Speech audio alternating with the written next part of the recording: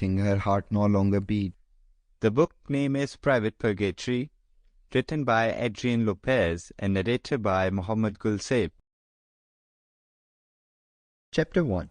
This story begins in a cemetery. A proper cemetery. Nowadays, proper cemeteries are vanishingly rare. A proper cemetery is old enough to have been forgotten, at least to a degree.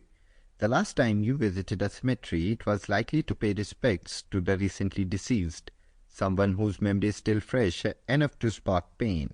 You may have noticed while you were there that the cemetery was not entirely dissimilar from a suburban backyard, a neatly manicured, monocultured lawn, devoid of any weeds or insects or interests.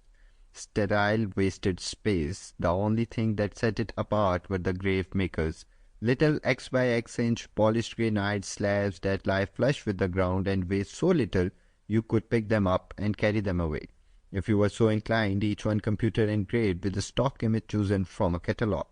Some may have been engraved with a customer-supplied digital photograph, as if they were some sort of more chaotic knick-knack. There's a reason these grave markers lie flush with the ground. It's so the groundskeeper can run a lawn mower over them. A matter of convenience. It's easier and therefore cheaper to trim the grass when the stones that mark the graves are easy to ignore. Isn't it something that the lawn seems to take precedence over the dead?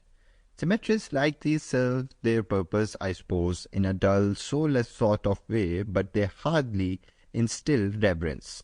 This cemetery instilled reverence. It was overgrown, unkempt. The tall, dried autumn grasses had gone to seed, forming not a lawn, but a meadow.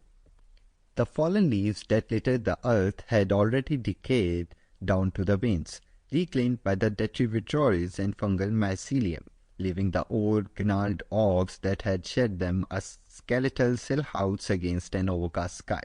None of this is what makes a cemetery, of course. Only graves can do that, and this cemetery had no shortage. The cemetery contained hundreds of graves, some older than the oaks themselves. A person could have spent a lifetime studying the lives of the people buried in that soil, and still barely have scratched the surface. And save for a few that had crumbled to nothing over the centuries, each of these graves had a marker. Some were towering mausoleums, elaborate sculpture monuments to a life of privilege and means. Others were simple headstones, heartfelt labors of love, chased from whatever stone could be found. Either the rich nor the poor are immune to the rasp of time. However, many of the older markers had been rendered high, unreadable by lynchings and erosion. Identities wiped away, leaving only death's heads and other memento mori. One of the deceased had chosen a more practical memorial. Sample complete. Ready to continue?